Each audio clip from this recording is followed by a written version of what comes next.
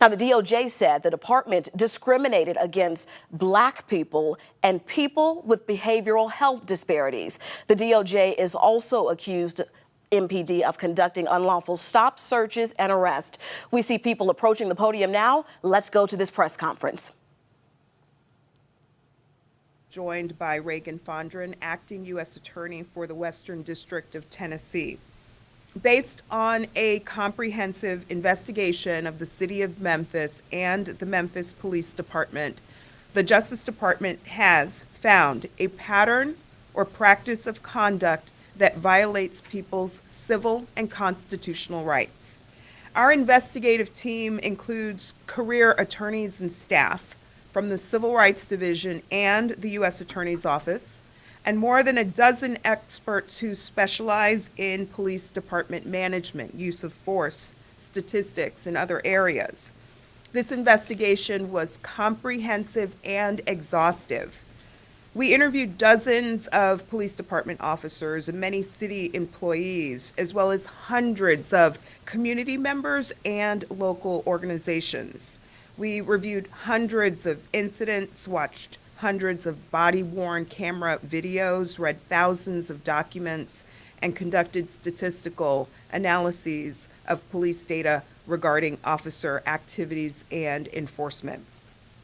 Based on this investigation, we found that the police in Memphis use excessive force, that they stop, search, and arrest people unlawfully, that their policies have a discriminatory effect on Black people, and that they discriminate against people with behavioral health disabilities. Furthermore, we are also concerned that MPD officers unnecessarily escalate encounters with some of the most vulnerable members of this community, its children. Many dedicated police officers in Memphis regularly risk their lives to keep people safe and to protect their rights. The practices I described, however, violate the Constitution and federal law. They harm and demean people, and they promote distrust, undermining the fundamental safety mission of a police department. The city and police department can and must correct these issues. First, the police department must stop using excessive force. Officers often make tough choices in stressful circumstances, but in Memphis, we have found that officers often use unwarranted, serious force in response to low-level violations or traffic offenses. For example, officers tackled a man and held him down by his neck for littering in a park. Officers routinely punish people who flee or don't immediately follow directions. Second, the police department must end unlawful stops, searches, and arrests. Without reasonable suspicion or probable cause to believe the people they stop have contraband, or are dangerous, or are a flight risk, officers often frisk, search, handcuff, or hold them. For example, police detained a Black man outside of a dollar store and struck him in the leg with a baton and pepper sprayed him in the face. Dollar stores in the area had seen a spate of robberies, but police had no reason to suspect that this man had anything to do with them. Further, without evidence that someone's car contains drugs or weapons, officers often tow and impound the vehicles. Third, the police department must stop policies that have a disproportionate effect on Black people in this community. We uncovered racial disparities that cannot be explained by differences in driving behavior. We found that MPD cites or arrests Black adults for marijuana possession at 5.2 times the rate of white adults, based on data from 2018 to 2023. Police cite Black drivers for equipment violations like tinted windows at several times the rate of white drivers. And between 2018 and 2023, they arrested 121 Black children for disorderly conduct, compared to just one child during that time period. Fourth, the city and the police department must stop discriminating in their response to people with behavioral health disabilities. When someone in Memphis calls 911 for a medical emergency, medical professionals respond. But if someone calls 911 for a behavioral health emergency, the police respond, even when there is no evident safety risk. One woman encountered police officers 169 times over 5 years. In nearly 95% of these encounters, there were no criminal charges. Instead, police brought her to hospital care. Crisis intervention teams began in Memphis with officers specifically trained in responding to behavioral health calls. Nevertheless, we found that even these officers still used force without justification and without first trying to resolve situations peacefully. One crisis team member acquired the nickname Taserface for his inordinate use of the tool. These team members routinely escalated encounters and used unnecessary force against people with behavioral disabilities, even children. Crisis intervention officers taunted, threatened, and used force against an 8-year-old boy with a history of mental health treatment. Children often suffer harsh treatment from the Memphis Police Department. Officers approach kids aggressively, they use profane language with them, and inflict needless, unreasonable force on them. In one especially disturbing case, a 16-year-old black girl called the police to report that she had been assaulted. When officers arrived on the scene, she declined to hand over her phone. The police handcuffed her and she became agitated. The officers responded by threatening her. Ultimately, they grabbed her and pushed her onto the ground. This kind of encounter potentially harms our children more than the similar conduct harms adults, creating risk of serious long-term harm such as post-traumatic stress, diminished academic performance, or future delinquent behavior. The misconduct that we observe offends the dignity of Memphis residents. It creates stigma and trauma. The practical results of the police department's misconduct often include loss of transportation and consequently employment and separation of families. But let me be clear, these tactics do not make Memphis safer. Discriminatory policing erodes the relationship between the community and the police, making it harder for law enforcement to do their jobs, to detect and solve crime or promote public safety. The violations our investigation uncovered stem from Memphis Police Department's deficient policies, supervision, training, and accountability systems. For example, the department uses traffic stops as a crime reduction strategy, but has not adequately supervised those traffic stops or meaningfully assessed whether this approach actually reduces crimes or violates rights. Further, officers lack clear guidance on what they can and cannot do. Supervisors have ignored or excused clear legal violations. The department does not conduct thorough, objective investigations into alleged misconduct. And when it does identify issues, the process undermines findings and minimizes misconduct. The city has noted the cost of police reform and consent decrees, but the pattern or practice of constitutional violations our investigation identified costs the city too, and will not be stopped by hopeful words or preliminary changes.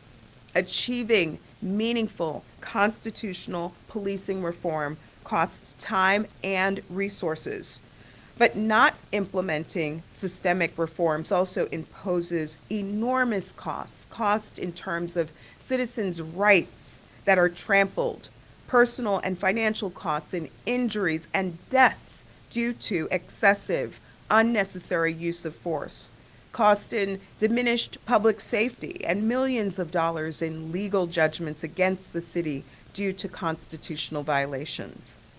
When the Justice Department works with police departments to achieve reform, these costs decrease.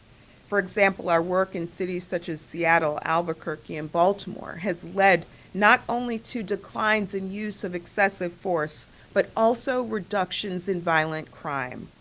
We stand ready to continue working with the city. The people of Memphis deserve fair, transparent, non-discriminatory constitutional policing, nothing less. We are prepared to work together to write a new chapter for this city. But make no mistake, the pattern or practice of misconduct that we found in Memphis must end. And federal law authorizes us to sue for an injunction if necessary to accomplish that objective.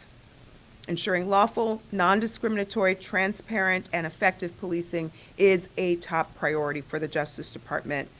Let me now just talk about the sum total of our work. Since January of 2021, the department has launched 12 pattern or practice investigations into law enforcement agencies. We also are enforcing 16 pre-existing agreements with law enforcement agencies across the country.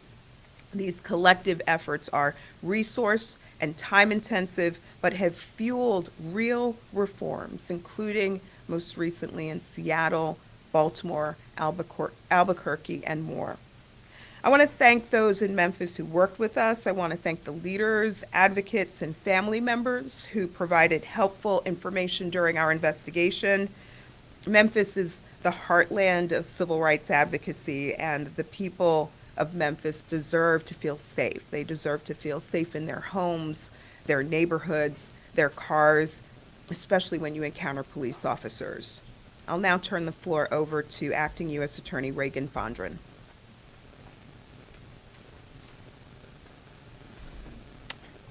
Thank you, Assistant Attorney General Clark.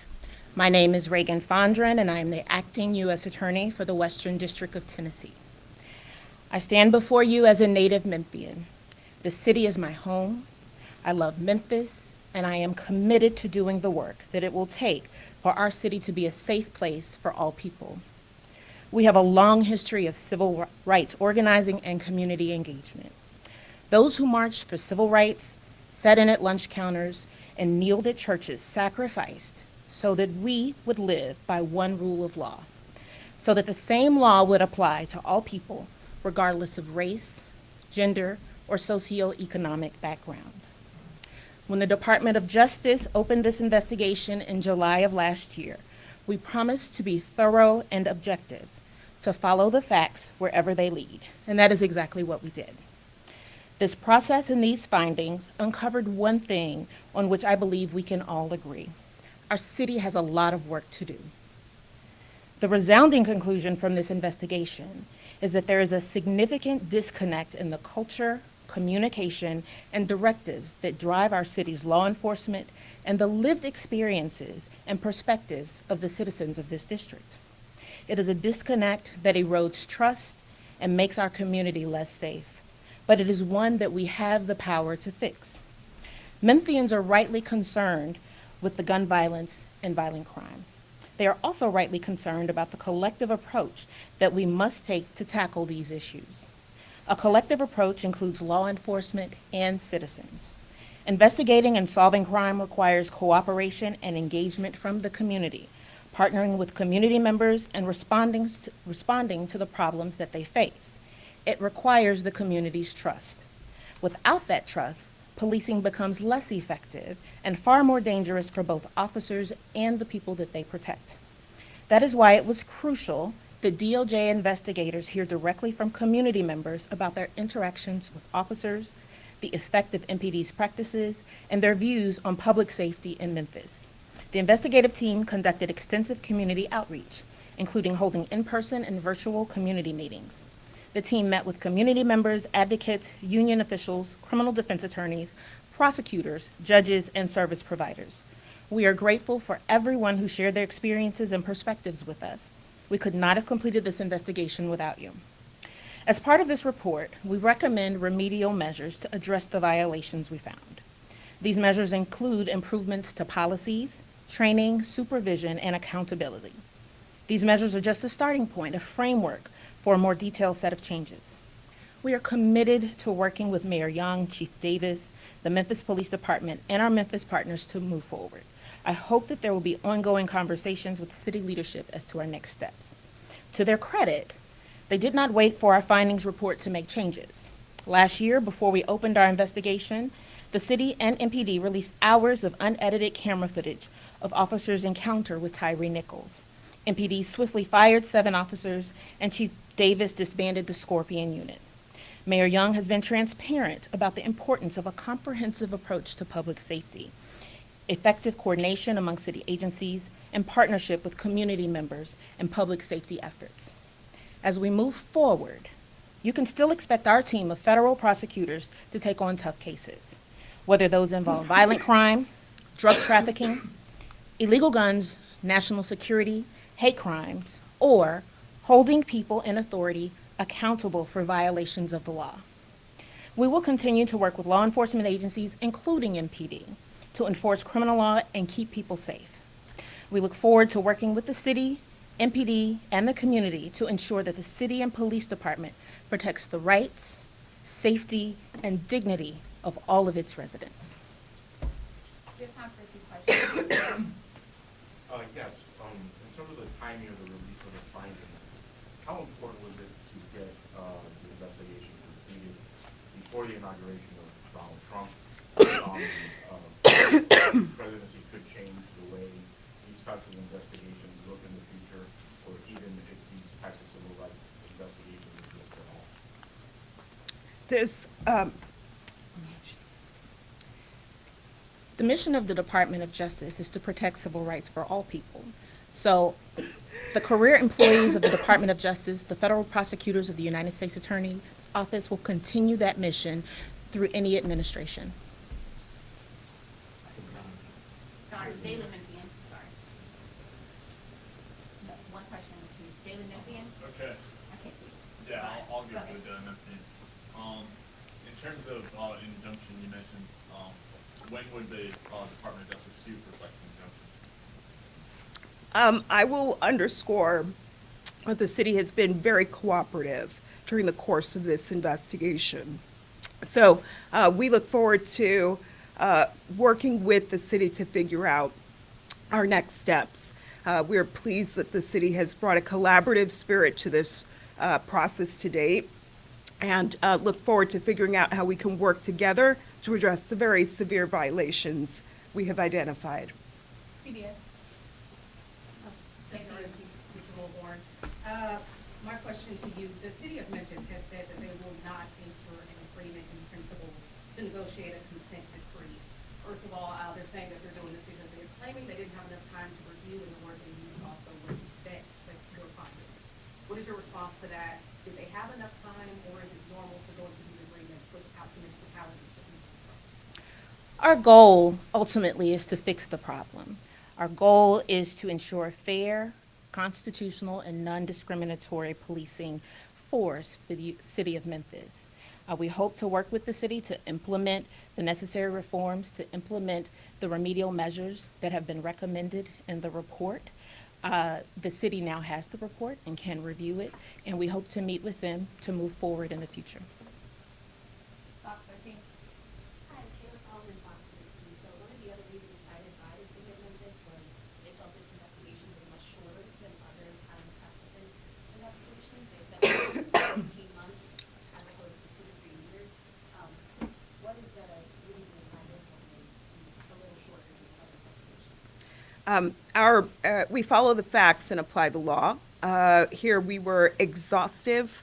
I mentioned the countless, body-worn camera footage, video that we reviewed, interviews that we conducted, documents that we examined, data that we analyzed, experts that we worked with. We left no stone unturned during the course of our investigation. And the report that we are publicizing today lays bare the extent of the findings of violations of law that we have uncovered. Commercial appeal. Hi. So, in the past, the state has overturned some of the reforms that Memphis has tried to institute, thinking about bans on pretextual stops. Is there any concern among DOJ and your team that without a federal consent decree, any changes that the city and the department try to institute will just be rolled back by state legislators? This is not a new issue. In every jurisdiction where we have uncovered violations of the Constitution and federal law, we have been able to work cooperatively with officials to figure out how to correct those violations. And we're confident that we can do the same here in Memphis. Yes,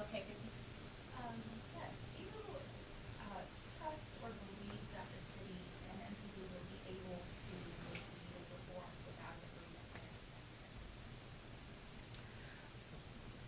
I'll start with saying that prior to the institution of this investigation, they did begin making changes as we referenced. The investigation, however, does not reveal small changes that need to be made. They are a pattern and a practice, which requires significant changes and significant investments in reform. We will continue to speak with city leadership, lay out our plan for their ability to institute these reforms, and we will see what the city's response will be. University of Memphis? Yes, thank you. Hi. Should this become an absolute case that the city of Memphis will not participate in a consent decree, could that result in any loss of federal funding?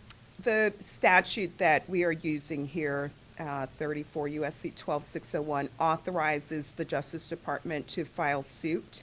So that would be the recourse. But we are very hopeful that we will be able to continue to work cooperatively with the city to address the very real and significant violations of law and the Constitution that we have uncovered. ABC? Hi, Dean Williams. You mentioned that the technical policing and practices seen here don't actually code for these problems. So what type of police tactics would you recommend that actually do help protect you? So I actually noted examples of success, examples of communities across the country where consent decrees have brought about significant change and transformation. In Seattle, for example, the police, after we came in and instituted a consent decree, the police have reduced the use of force in crisis incidents to less than 2% of encounters. In Baltimore, after the tragic death of Freddie Gray, they overhauled their fleet of transportation vehicles, data collection mechanisms, policies and training, and most recently only had 11 reported injuries during over 16,000 encounters. In Albuquerque, nearly 5% of the calls to the police are now diverted to Albuquerque Community Safety, which sends teams of civilian responders to help people with behavioral health needs.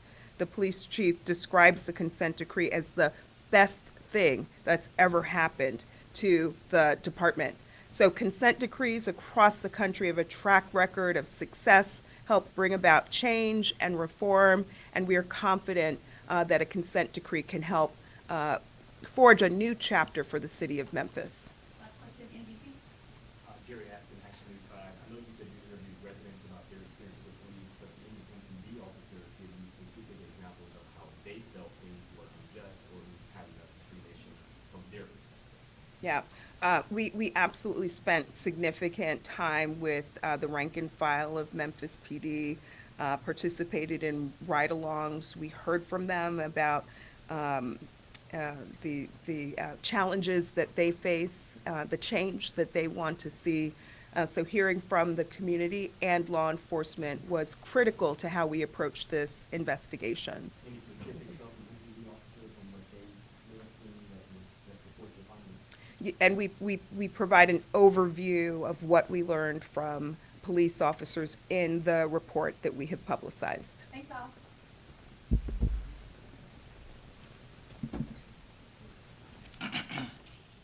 All right, we are just wrapping up a press conference live in downtown Memphis with the Department of Justice explaining and talking and going into more detail about their 17-month-long investigation, their pattern or practice investigation into the Memphis Police Department. If you're just now joining us, I do want to recap you on the highlights of the big moments and things that were said. They said the city has been very cooperative and that they followed the facts and have a comprehensive report and investigation. Here's a lot of what they found. They read thousands of documents, they viewed lots of body camera footage, and they found that MPD practices discriminatory policing. They believe that they stop and search unlawfully, and they're mainly concerned as well with MPD possibly escalating encounters with children. Now, the DOJ believes that MPD has been in violation of the Constitution and that what they're doing, from what they found, undermines and demeans people in the city of Memphis. They've listed out several recommendations and things that must end now. They say, first, MPD must stop using excessive force. Number two, they say MPD must stop unlawful stops, searches, and arrests. Number three, they say MPD must stop policies that have disproportionate effects on Black people. And lastly, they believe that MPD and the city must stop discriminating against people with disabilities. They believe it creates trauma, it creates a stigma, but they also said this, last in part, they believe that changes, big policy changes are needed in training and in supervision. So still a lot to unpack here. I am not alone. We are joined with Otis Sanford, our political analyst here at ABC 24. Otis, you and I were listening to the same press conference. What's your initial reaction to this? Yvonne, this was a scathing report that was released by the Justice Department. It has put the Memphis Police Department on notice that the Justice Department expects not just minor changes, cosmetic changes, but wholesale changes. Basically, what they're talking about here is you got to change the culture of the Memphis Police Department, because the culture right now, and this does not involve everyone who is a police officer, but the culture is to escalate encounters with citizens, to mistreat people, as you said, with mental disabilities, to mistreat young people, some as young as preteens. And so this is a major report in terms of putting the police department on notice that the Justice Department expects some systemic changes to policing in the city. That's right. And really, we're waiting in the wings right now for the city of Memphis to have their press conference. Well, we will bring that to you live here on air as well. Right. But we also have a few statements that came in less than 2 hours ago. Right. Let's start with the first one from Interim Police Chief C.J. Davis. Right. And it says, since the announcement of the DOJ's pattern and practice investigation on July 27th of 2023, the city of Memphis and the Memphis Police Department have fully cooperated with the inquiry, which the DOJ did confirm. We have granted investigators access to interviews, ride-alongs, our data, policies, procedures, and body-worn camera footage. However, the DOJ's investigation has been largely conducted with little transparency regarding their findings. And we have not been privy to the identities of those who were interviewed, nor have we had access to the data analysis that underpins their findings. What do you make of this first one, Otis? Well, there's a lot to unpack right there, Yvonne. First of all, Chief Davis talks about the lack of transparency by the Justice Department. Well, there are some people in this community who would say that the police department has not been fully transparent. Now, that wasn't the case as much with the Tyree Nichols murder. The police department was very transparent there early on in releasing the body cam video and dismissing the officers and going public with their beliefs that this was a violation, a criminal violation. But there are some transparency issues within the police department itself. Secondly, it's not unusual for the Justice Department to not share the full details of its findings with the city of Memphis and the police department before releasing it. I mean, that's sort of like a reporter sharing their story with a person before you air the story. You just don't do that. But they did as I think Kristen Clark, who is the Assistant Attorney General here, they did say that they shared an overview of what their findings would be with the city. So that might not be completely accurate there where Chief Davis is concerned. The bottom line here is that the Memphis Police Department will have its opportunity to respond to this. The mayor will have his opportunity to respond. We have a letter from him as well. And so we'll just see what they have to say. But this is a scathing report, and you can't get around that. Yeah, what we heard today was definitely disheartening to know that that is what they found. Let's take a look at that report and that statement from Memphis Mayor Paul Young. It says, on the evening of December 4th, the United States Department of Justice released the findings of its investigation into our city's police department. The report is going to be difficult to read. Our hearts go out to any person who has been mistreated by the police. That should absolutely never happen anywhere. While we fully support ongoing police improvement, we do not think it is wise to immediately enter into any agreement in principle or consent decree at this time. What do you make of this one, Otis? Well, first of all, the fact that the mayor said it's going to be difficult to read tells us that they did know a little bit about what was going to happen. So the lack of transparency was not quite there completely. And so that's the first thing. The second thing is, I'm not surprised that the city of Memphis at this time is not entering into a consent decree. That it's too early for that right now. There has not been any federal litigation filed by the Justice Department yet. You got to go through that process. So I'm certainly not surprised that he would say, and Chief Davis would say, hey, look, we're not going to agree to anything now. We need to review the findings. We need to and take some steps ourselves to continue to make some changes. So I'm not surprised by that. Again, I want to hear what they have to say now that the full details of this 17-month investigation, I think it's like a 70-page or so report. I want to hear what the mayor has to say about it because, frankly, he inherited this. He was just sworn into office back in January of this year.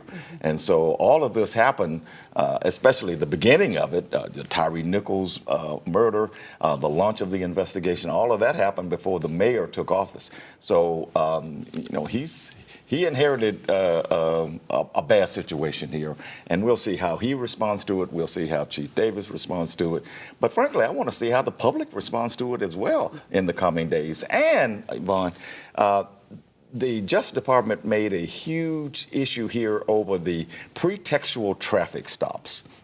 And that has been a huge issue in this community, as you well know, because the city council tried to pass some ordinances that would prevent these pretextual traffic stops in light of the Tyree Nichols murder.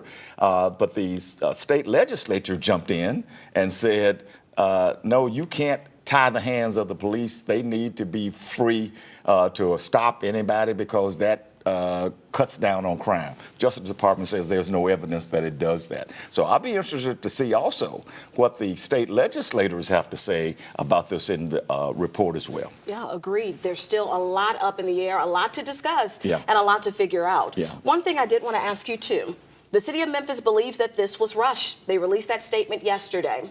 17 months to do this investigation, and they were saying that it takes 2 to 3 years, or it did in some other cases. What do you think? Well, in some respects, they're probably correct. I've been around here a long time, and of course, this is not the first time that the Memphis Police Department has been in the lenses of the Justice Department. Matter of fact, there was a consent decree that was entered back in 1978, and I'm showing my age here because I covered that case as a reporter. So that part might be true, and it might also be true, Yvonne. And the first question that was asked at the press conference had to do with this. Were you trying to get this report out before the new administration comes in? Yes. I'm talking about the Donald Trump administration. There may be some truth to that because all indications are that the next Justice Department is not going to be as aggressive as this administration has been in looking into the patterns and practices of city police departments. I don't know that that's totally true, but that's the perception here. Even though the acting U.S. Attorney, Ms. Fondren, said the career Justice Department people are going to continue to do this. Well, with a new administration, I'm not totally sure of that. So that might have been a little bit of a rush here, but 17 months with the exhaustive investigation, a lot of people that they had involved in the investigation, I don't think that that's too rushed in my mind. Yes. But going back to what you said about the incoming Trump administration, it's not beyond the realm of possibility to think that things could change. In Trump's first term, if you remember, he did cut back on the use of consent decrees. Right. So who knows if he will have that same mindset going into the next 4 years. Yeah, I agree with that. And that might play in the city's favor here, even though, the city of Memphis, by and large, in terms of the voters, they were not Trump voters.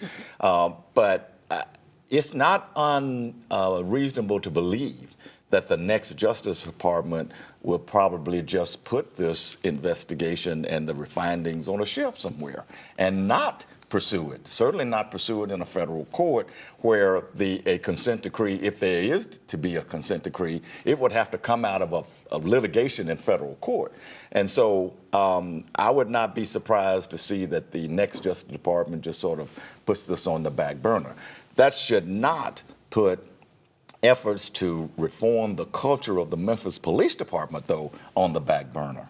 And if we are to believe what Chief Davis said, what Mayor Young said, despite what the Justice Department is saying here, they will continue to push for reforms to address the issues, to make the necessary changes that will keep all of Memphians safe and secure. Yes. Let's turn now to our Leah Williams, who is live outside in downtown Memphis. She was inside of the room where that press conference was, and she will have an update for us in just a few minutes, but also today at 11 as well, because there is just so much to unpack here. Leah, tell us from your end, what stood out to you?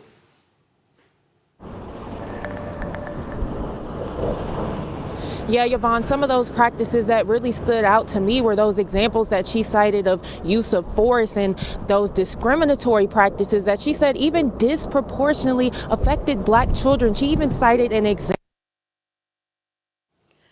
All right, it looks like we're having just some connectivity issues with Leah, and it's live TV. Sometimes that happens. We'll check back in with her in just a moment as soon as we can get her and get that shot stable. But still, a lot to unpack here. Another big question for you, Otis. You've been covering, of course, a lot of Memphis and the Mid-South for many, many decades as a trusted journalist in this community. Appreciate that. From what you can see and from what you know with your contacts and the people that you talk to daily on the street, what are people saying about policing in Memphis and what they want to see?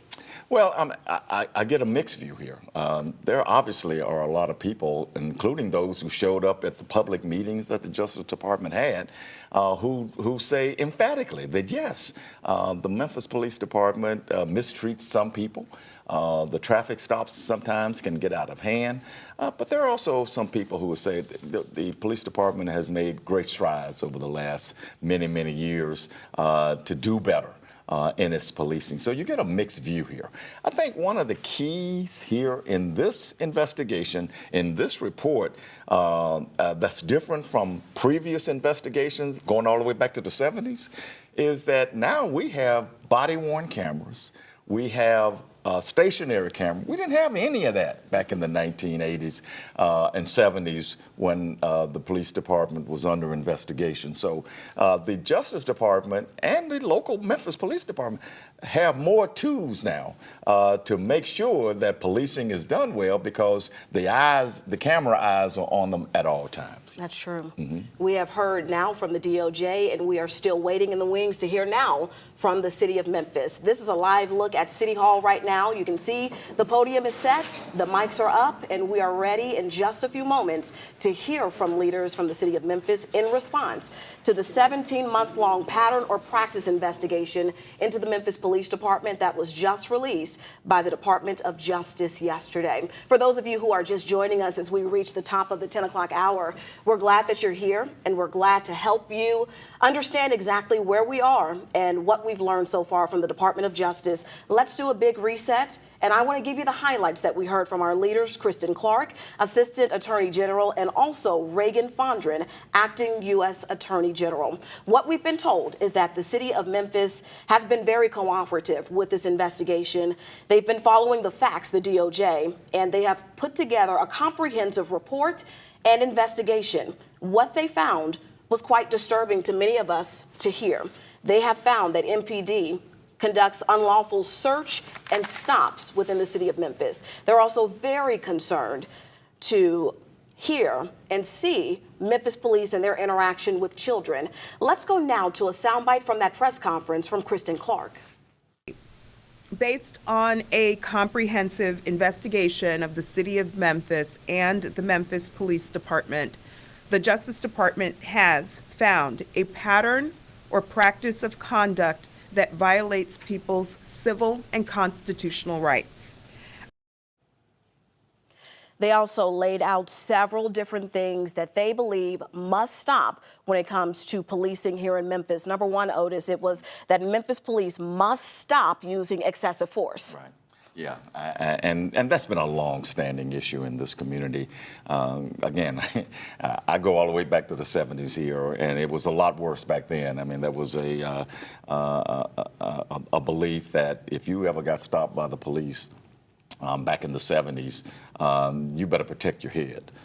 Because they would use those batons, and we had a hospital back then called the John Gaston Hospital, and there was a joke running around the police department that said, "You don't want to get a John Gaston turban," which basically meant they would beat you on the head so badly that you'd have to put a wrap around your head before they take you to the city hospital. That used to be the case. I don't think that's the case now, but we still have, according to this Justice Department report, too many instances where they, instead of de-escalating encounters, they are escalating them, especially with people who are deemed to have some mental issues, that they may be homeless people. There was the statement by the Assistant Attorney General, Ms. Clark, who talked about a guy in front of a dollar store, and he got roughed up. Those are the kind of things that they're talking about here, and those are the things that the Justice Department says must end, and the police department really do need to address those. Yeah, that was number one on their list. Number two was that Memphis police must stop unlawful stops, searches, and arrest. Number three, MPD must stop policies that have disproportionate effects on Black people. And last but not least, they said the city and MPD must stop discriminating against people with disabilities. Absolutely. Big, major talking points for all of us in the community. And they said we all have stake in this. That community members and police have to work together to make these systemic changes. And that's what the Justice Department did in this investigation. They talked to a lot of people. Assistant Attorney General Clark talked about them. They talked to regular citizens. They talked to community groups. They talked to members of the police department. They did ride-alongs. And so they did a pretty thorough investigation here. And so I think their findings need to be taken very seriously by everyone. Again, I understand why the local police department and the city of Memphis mayor is not entering or even agreeing to some consent decree right now, because there's really no consent decree to be had. This is just a report. You respond to the report. You decide how you're going to make changes as a result of it. If this results in a lawsuit, an injunctive lawsuit in federal court, that's where any discussion about a consent decree would come up then. All right. Still a lot of moving pieces in this, and still a lot left to go in that investigation and the other cases that we have going on here in Memphis as well. No question. I do want to mention this. they were highlighting specific changes that MPD has already made Right. when it came to the Tyree Nichols death investigation and firing of officers there, releasing hours of video, and their cooperative effort with Memphis Mayor Paul Young. Hearing that from the DOJ, how did that make you feel? Well, I mean, it did show me that the Justice Department is not just totally piling on the city of Memphis here. They are saying that some changes have been made, and we knew about those. Chief Davis got rid of the Scorpion unit, for example, and you know they have talked internally about not having these specialized units just sort of run roughshod over the community. But the one thing, again, that stuck out to me that we may not have talked about enough here is the police department has to do a better job of supervision and training. They talked a lot about that in that press conference. And I do believe that the lack of supervision and even the lack of training may have exacerbated that encounter with Tyree Nichols and led to his death. There was just not a lot of oversight there to allow those police officers to believe that they can do what they did. And also, again, we're talking about discriminatory practices with African Americans. That's something that needs to be addressed too, and we'll talk about that a little bit Yes, let's go now to that press conference with the city. Their hard work, effort, and time that they've spent in developing it. We certainly appreciate their acknowledgement of the efforts that have gone into the city of Memphis to date. And I'm going to mostly read my remarks because I want to make sure that I get it all out. After I finish, certainly we'll open it up for some questions and answers. So before I say anything else, let me be clear that I believe that even one incident of mistreatment by the police is one too many. The report the DOJ released last night, it's going to be difficult to read.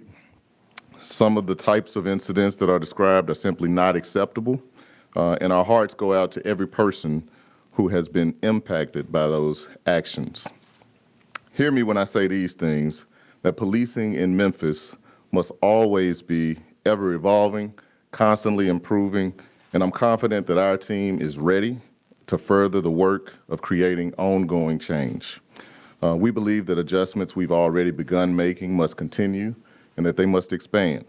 It's my job as mayor to fight for the best interest of our entire community, every member, and that's what I'm here to do today.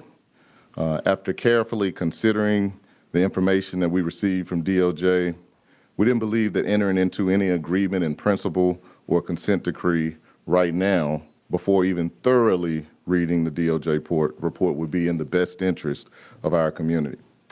It's crucial that the city has the time to do a thorough review and respond to the findings before agreeing to anything that could become a long-term financial burden to our residents and could, in fact, actually slow down our ongoing efforts to continuously improve our police department. The consent decree in Chicago has cost their city more than $500 million. The consent decree in Seattle has cost their city more than $200 million. In New Orleans, their consent decree has cost them more than $100 million. And from what I understand, in many cases, consent decrees are in place for at least 10 years or more. In some of these cities, crime has actually increased under a consent decree. And we can't risk that here, not in the city that I love, the city that made me everything that I am. We aren't alone in wanting to pursue a smarter way to make improvements, and we firmly believe that there is a better way.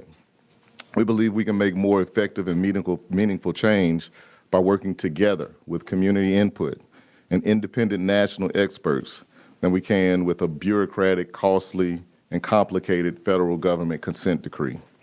While the review period of this DOJ report predates my tenure as mayor, make no mistake that this administration takes the DOJ findings seriously, and we're going to review this report with an open mind to the recommendations.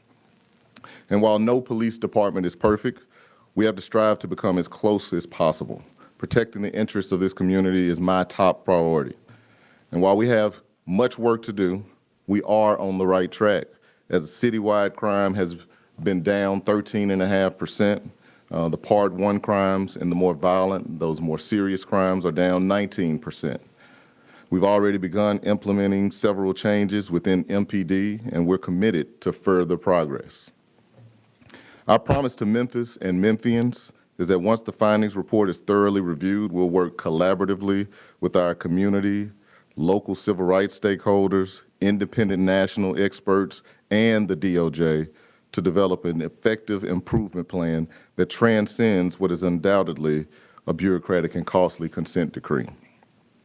We're working with the team now to arrange a series of town hall meetings so that we can get community and stakeholder feedback on the DOJ's report, as well as the path we will take to ensure an even better MPD and a better Memphis. I want you all to know and make no mistake that we're committed to ensuring that we have a best-in-class police department that respects all citizens. And to sum it up, we agree that our police department should always strive for improvement. However, we don't believe that the consent decree is the most effective way or efficient way to achieve the results that our community needs and deserves. We believe that by working with all of you in our community, we can faster and more effectively work towards the outcomes that we all desire.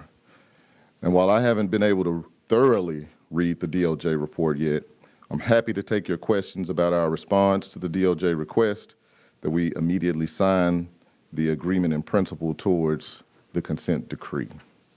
So I'll stop there. And I'm also joined here with Chief Davis, as well as our Chief Legal Officer, Tanara Gibson.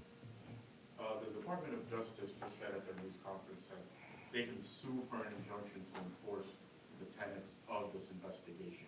Are you prepared to go to court in order to avoid signing the consent decree? At this point, we're working to get through the report and thoroughly vet it and understand what is being proposed there, and we'll take it from there. Mayor, I know that you've said you're still viewing the report, but you've also spoken quite strongly about your concerns regarding the consent decree. Why should Memphians trust the same city, the same department that did these constitutional violations to reform itself without something like the oversight of the consent decree? Well, Memphis is a creative community.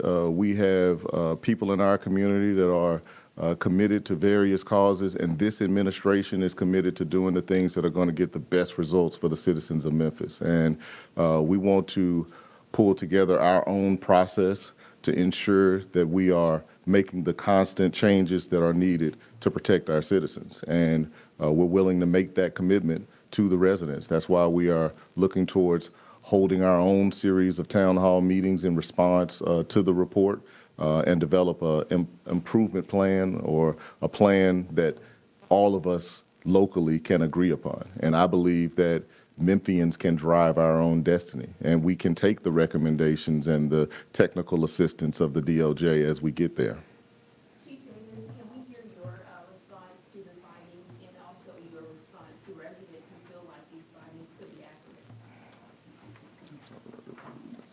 accurate? Yes.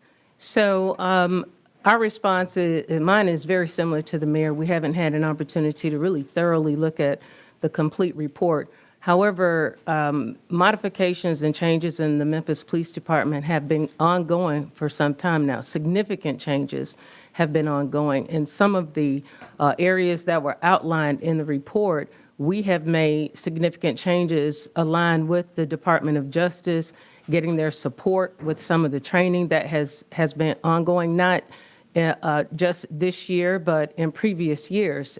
We have ongoing training and policy changes as well in the Memphis Police Department. In the last 3 years, we've changed over 700 policies in the Memphis Police Department. Policies that help to direct process, help to improve officer response. Community engagement has been a significant part of the work that we're doing to ensure that we don't just go out and create various types of policies and processes, but to also have our community members engaged as well, our community members and our clergy. We have graduated over 1,000 children. You know, some of the report talks about children, which is for me as a chief and for our department, we spend a lot of time with our children in our community. We've graduated over 1,000 children from our Dare Great program and work consistently to try to improve those relationships. So we're going to look through the report to ensure that we're not missing anything. We know that we have opportunities to improve every day. And so at this point, we are moving forward with working with our officers internally, working with the community, as the mayor said, to have open conversations about what this report means and how we can better the police department and Memphis. The city has signaled a price tag as a concern for non-entry into the consent decree. But at the same time, we're also hearing that the city is very willing to embrace policy changes. What's the difference in cost there? Are we just more concerned about attorney fees? Yeah, I think it's more important for us to put the money into the initiatives that are going to produce the results that we want to see, as opposed to putting the money towards the costly bureaucratic process of monitors and all of the other things that come along with a consent decree. Mayor, so I know you haven't looked at the report in total, but does it have anything in it that you didn't already know? I mean, we kind of knew that there were problems in terms of police behavior, but have you found anything that you didn't know? Yeah, again, I hadn't had a chance to really study it in depth, and so I don't want to speak too much about it until I can really take it all in. What Yes, ma'am. affected the possibility that the incoming Trump administration would not pursue litigation for the consent decree? We would have the same position regardless of the outcome of the presidential election. Mayor Young, you talked about the fact that there are already some changes underway, and that Memphis needs to kind of set its own path forward. The state has been more than willing to show that it does not want Memphis to have a lot of independence when it comes to establishing policies with its police department. I'm thinking about the pretextual stop ordinance being rolled back specifically, and the DOJ's report talks a lot about traffic stop policies. Do you think that a federal consent decree would have helped almost supersede the state and have allowed Memphis to make the changes that you want to see within the police department? And are you concerned that the city might get steamrolled by the state if it tries to institute some more police reforms? Yeah, I'm not sure. I mean, as mayor of the city of Memphis, we work within the context of which we live. We work within state law and federal laws, and our goal is to develop a plan of action that takes all of those things into consideration. Mayor or Chief, I know you said that this city and MPD have already done some of the things recommended by the DOJ. Could one of you walk us through a few examples of DOJ recommendations that have already been implemented? Well, I don't want to speak to specific things from the report, but I can talk about some of the things that MPD has done. They've done extensive modification to the disciplinary process and policies to include the disciplinary matrix. They've improved supervisory oversight and accountability. They created over 125 first-line supervisor positions, which never before existed. And this is just in the last couple of years. MPD has implemented annual training in de-escalation, bias-based policing, duty to intervene, active bystander, train the trainer, supervisor training, multiple leadership trainings, to include starting the MPD Leadership Academy, CIT mental crisis training for all recruits. Now all recruits are receiving that training, and they host CIT training annually for veteran officer certification. And then lastly, modified over 700 policies to include new procedures for investigating use of force complaints with mandatory alerts to address potential patterns. So those are just some of the things. And the city has addressed in their response a rush to judgment because of the timing of this investigation. With a heavy emphasis on discriminatory policing by the DOJ today, do you still feel as though this is a rush to judgment, or how exactly do you address that discrimination aspect specifically? Well, again, I want to read the report in full and before I even comment on any of the things that's therein. So we'll hold on that question. Chief, one of the things that doesn't seem to be spoken about as much is that Tennessee is an open carry state. And while it's, we hear about Second Amendment rights, in more rural parts, though that open carry law has a different effect in an urban setting like Memphis. Do you think this finding accounts for what your force is up against relative to firepower on the streets? Absolutely. It does create a very complex situation for our officers, especially in an open carry environment.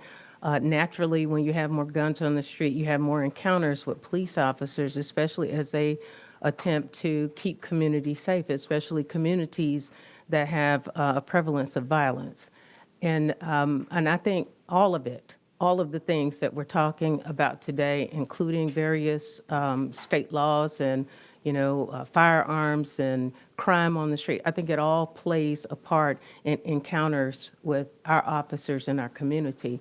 The balance is what we try to get to make sure that we have a balance that's fair and impartial and constitutional as well. So it's definitely a challenge. Memphis is an anomaly, but we're up to the challenge, and our officers have been agile, our supervisors have been agile, and we look forward to the progress that we know that we can make in the city of Memphis. There's been a lot of discussion about how a consent decree could affect the finances of Memphis and how much it could cost. The DOJ report is very detailed and provides specific examples of how citizens in Memphis are affected by police misconduct on a daily basis. By saying you're not going to a consent decree, where do the citizens of Memphis point to for accountability and responsibility for what has happened at the police department? Well, I think your point is based under the premise that the consent decree is the only way to get the results that we all seek to find. And our goal is to develop a process that is community-based where we locally can agree on how we're going to get the results that all of our citizens want. As mayor, I'm accountable. All right. Mayor Young, I have one question. All right, this will be the last one. Go for it. I know you said you hadn't read the report. Something that hadn't been mentioned when this investigation was announced, but was mentioned in the report and the findings, was the Memphis Police Department's CIT division and how it responds to mental health calls. Specifically, it referenced a lot of that other cities, they have non-police responses and also have police officers trained in crisis intervention. Are there any discussions going on within your administration to make a mental health response division that is not based out of the police department, something kind of in line with what the DOJ referenced in other cities? Yeah, just the other day, Chief Davis and I were at Alliance Healthcare and looking at their new space and how they'll be able to partner with MPD on issues related to individuals that are experiencing mental health crises. So we're always looking at ways to expand opportunities to support those that have mental health issues. Again, I hadn't dug into the report, but certainly we always want to support those individuals that have those mental health challenges. All right. Well, I want to say thank you to everybody for being here. We really appreciate it, and I'm sure there'll be more conversation to come. Thank you. All right. Good job. You just heard from Memphis Mayor Paul Young alongside Interim Police Chief C.J. Davis responding to the findings from the Department of Justice. We do want to recap you some of the highlights of what they said if you're just joining us now at 10:21. Memphis Mayor Paul Young said that the findings in the DOJ report were hard to read. He is still waiting to read the entire report fully with some time under his belt. He says his heart does go out to people who were mistreated by the police, but that they are already making several adjustments.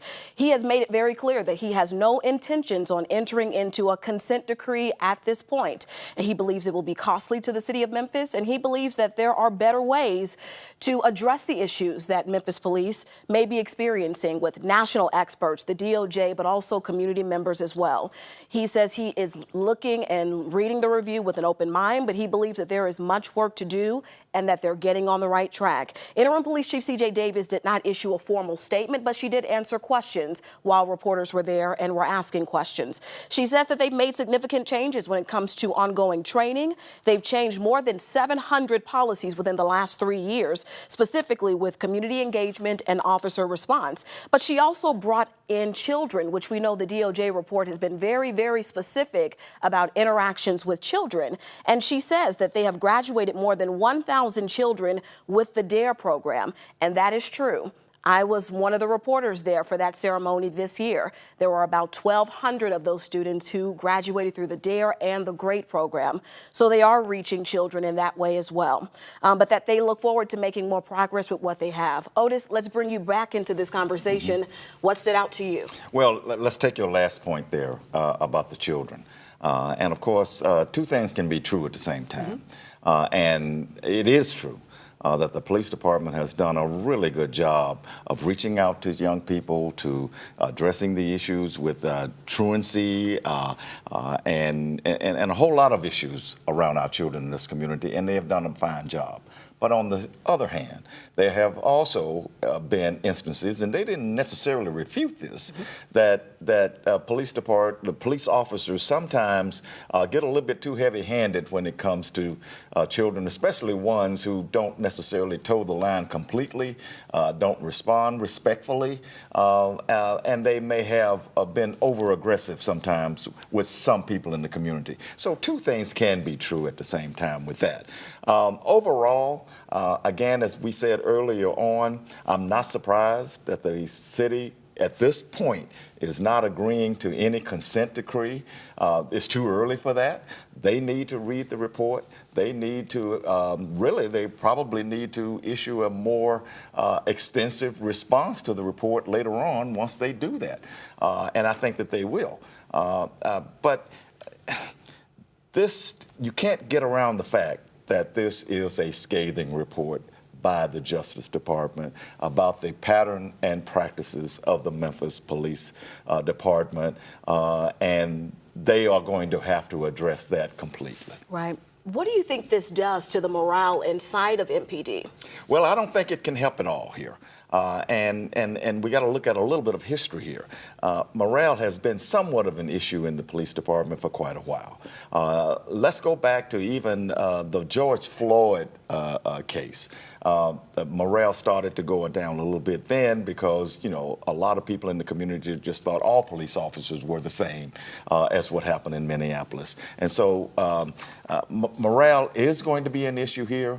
You know, the police department has been slow to get the staffing levels up over the last several years. A lot of that is because people are retiring from the police department because they don't want to have anything else to do with it because it's too tough. And so morale is going to have to be an issue that Chief Davis is going to have to address. Something to consider for sure. Yeah, absolutely. Let's turn now to Lauren Turnman, who is live outside of City Hall, who was inside of that room addressing Memphis Mayor Paul Young and also Interim Police Chief C.J. Davis. Lauren.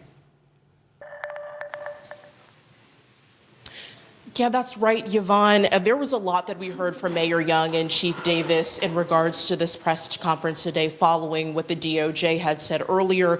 Specifically, a lot of emphasis here on community-based solutions that they are seeking rather than a consent decree in which they feel like might potentially cost the city millions of dollars. There are some other solutions that they mentioned, including some community forums, some different town halls, and Mayor Young has also been doing that, but specifically related to the findings of this investigation. We did ask a question about some discriminatory policing, and Mayor Young did reiterate many times that he has not yet read this report, but will be going over it more extensively. But again, saying a lot more community-based solutions that might be less costly for the city. Also, Chief Davis had mentioned a lot about some of the initiatives and efforts that she is making to try to help curb some of the discriminatory accusations that the DOJ has made against the Memphis Police Department, specifically looking at some of the extensive modifications. We know that there are some AI-enhanced cameras that are coming up, some exclusive training opportunities, and plenty of other things that she had really mentioned here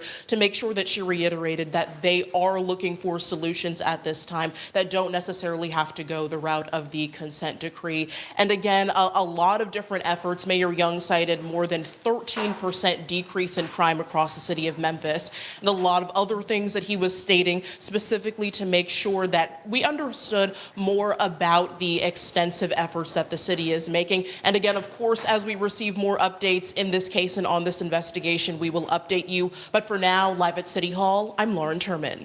Lauren, thank you so much for that report. We appreciate it. We would be remiss if we did not mention the reason why we are here. Right. We are here because a man lost his life. That man's name is Tyree Nichols. Right. Tyree Nichols died in January of 2023. He was a father to a son who was 4 years old at the time when he died. Nichols is actually from Sacramento, but he came here to Memphis just before the pandemic and decided to stay after getting a job with FedEx. Nichols actually worked the second shift at FedEx with his stepfather, Rodney Wells, and every day they would come home together on their lunch break at about 7 p.m. and his mom, Rovon Wells, would have a meal waiting for them. He was the baby of his family and an avid skateboarder. Definitely we have to remember Tyree Nichols. No question about it. I mean, that started this whole thing.